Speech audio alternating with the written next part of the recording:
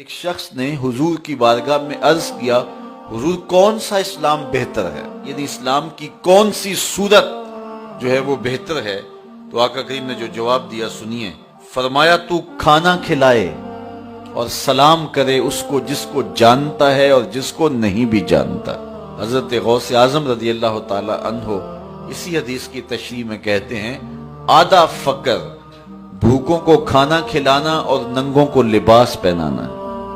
تو ضرورت مندوں کی ضرورتیں پوری کرنا اور ان کی ضروریات کا خیال رکھنا یہ اسلام ہے۔ ایک اور حدیث میں آقا کریم علیہ السلام نے ارشاد فرمایا، اتنی دیر تک کوئی شخص مومن نہیں ہو سکتا جب تک کہ اس کی یہ کیفیت نہ ہو کہ وہ اپنے ہمسایوں کا خیال رکھے، اور جو شخص پیٹ بھر کے سو گیا اور اس کے ہمسائے بھوکے رہے تو میرے حضور نے فرمایا کہ یہ شخص مومن ہی نہیں ہو سکتا ہے، یعنی ایمان کی تکمیل نصیب نہیں ہوتی جب تک اپنے اطراف کے لوگوں کی ضروریات کا خیال نہ رکھے۔ تو ایمان کیا ہے؟ ہماری جو سمجھ میں آیا، ایمان وہ ضرورت مندوں کی ضرورتوں کو پورا کرنا ہے، دکھیوں کا حال پوچھنا ہے، مریضوں کی عیادت کرنا ہے، بھوکوں کو کھانا کھلانا ہے، ننگوں کو لباس پہنانا ہے، پیاسوں کو پانی پلانا ہے۔ بلکہ ایک حدیث میں آتا ہے کہ اللہ تعالیٰ جل شانہ قیامت کے دن بندے سے کہے گا، ابن آدم میں بیمار ہوا تو میرا حال نہیں پوچھنے آیا، میں بے لباس تھا تو نے مجھے لباس نہیں دیا، اور مجھے تو نے کھانا نہیں کھلایا۔ تو وہ بندہ حیرت سے کہے گا، مالک تو بیمار ہوتا ہے؟ تو ارشاد فرمایا جائے گا کہ فلاں بندہ بیمار تھا، اگر تو اس کا حال پوچھنے جاتا تو گویا تو نے میری بیمار پرسی کی۔ میرا فلاں بندہ بھوکا تھا، اگر تو نے اس کو کھانا کھلایا ہوتا تو گویا تو نے جو ہے وہ مجھے کھانا کھلایا ہوتا۔ میرا فلاں بندہ برہنہ تھا اور اس کے پاس لباس نہیں تھا، اور اگر اس کو تو نے لباس دے دیا ہوتا، اس کی ضرورت کو پورا کر دیا ہوتا تو گویا تو نے یہ خیر کا عمل میرے لیے کیا ہوتا تو تجھے اس کا اجر، اس کا صلہ دیا جاتا۔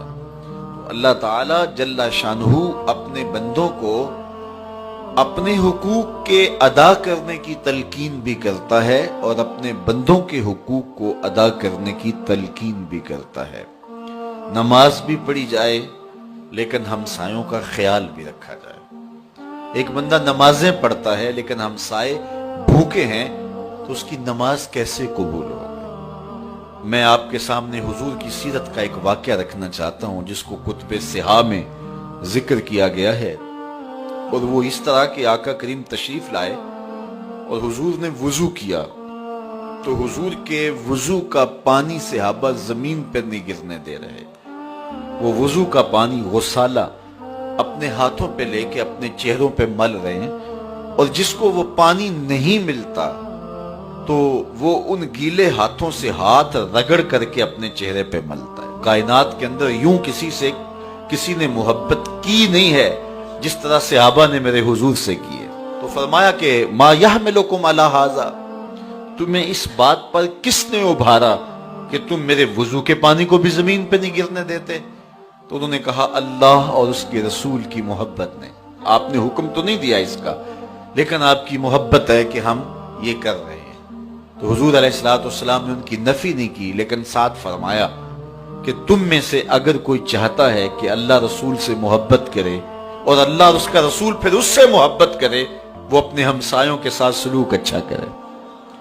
تو اپنے ہمسایوں کے ساتھ سلوک اچھا کرے اور نماز بھی پڑھے، یہ اسلام ہے۔